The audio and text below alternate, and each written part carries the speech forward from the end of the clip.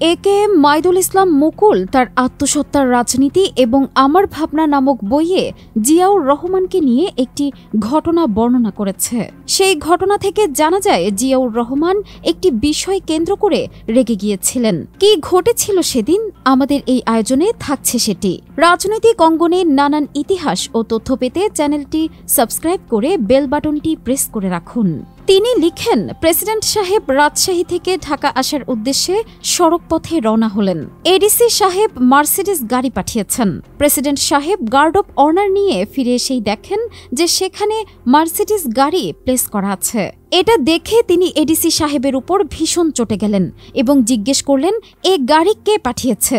ADC সাহেব বলেন, MSP সাহেব পাঠিয়েছেন। প্রেসিডেন্ট জিয়া রাগান্বিত হয়ে তার বেতনের টাকা থেকে গাড়ির তেলের টাকা কেটে রাখার নির্দেশ দিয়েছিলেন।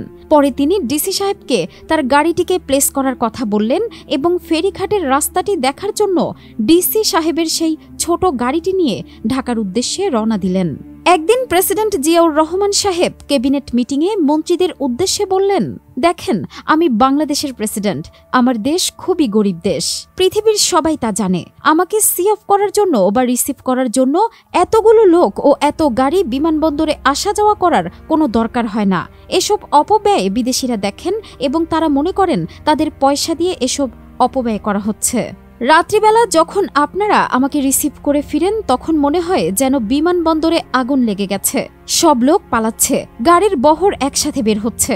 সুতরাং এখন থেকে শুধুমাত্র স্বরাষ্ট্র মন্ত্রী সাহেব যাবেন, আর কাউকে প্রয়োজন হলে আমি তাকে আগেই বলে দিব। আমাকে রিসিভ করা বা সি অফ করার জন্য অন্য কোনো মন্ত্রীদের আসা যাওয়ার প্রয়োজন নেই। তারপর থেকে মন্ত্রীদের বিমানবন্দরে এসব কাজে যাওয়া বন্ধ হয়ে গেল। শুধু বিদেশি ভিভিআইপি যখন আসতেন তখন মন্ত্রীরা সেখানে যেতেন।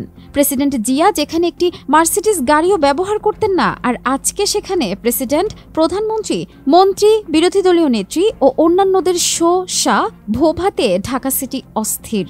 আমাদের দেশে এতই যদি নিরাপত্তার দরকার হয় তাহলে তো বিদেশিরা বলবেনই যে আমাদের দেশে কোনো নিরাপত্তা নেই।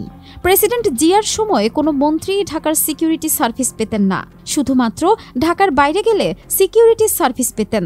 আজকের এই শোষা ভোভা বন্ধ করা দরকার।